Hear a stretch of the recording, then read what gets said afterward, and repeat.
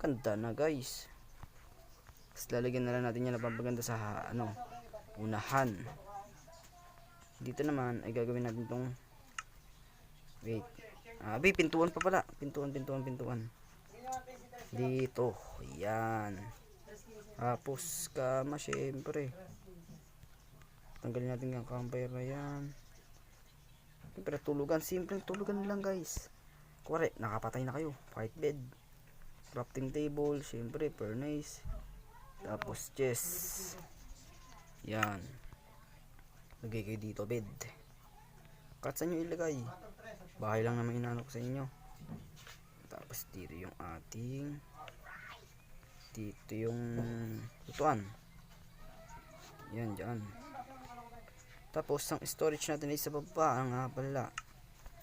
Dito natin ilalagay yung ating barrel. Yan.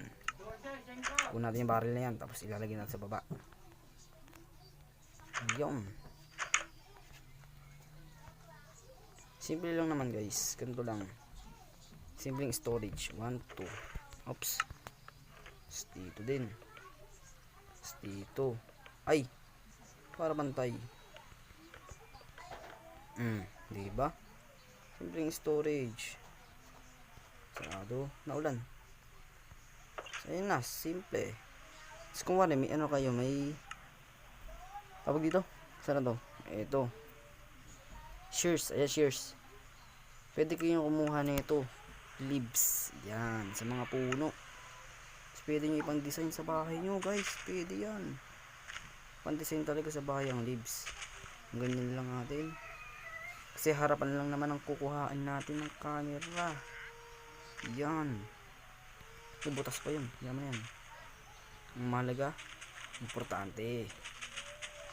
Yan. O yan, pwede na yan. O diba? May house na tayo. Kaso umuulan. Weather clear. Kasi tutorial ko pala kayo guys. Tutorial ko kayo kung paano yung magandang view. Punta kayo sa video. Tanggalin nyo to. Ay, i-on nyo yan, hide. Tapos boom. Diba? Ang ganda. Ang ganda. So yan na. Sana nag-enjoy kayo guys. Ilang ang ating episode ngayon. Aray, naumpog ako. So yun lang guys, paalam, bye bye.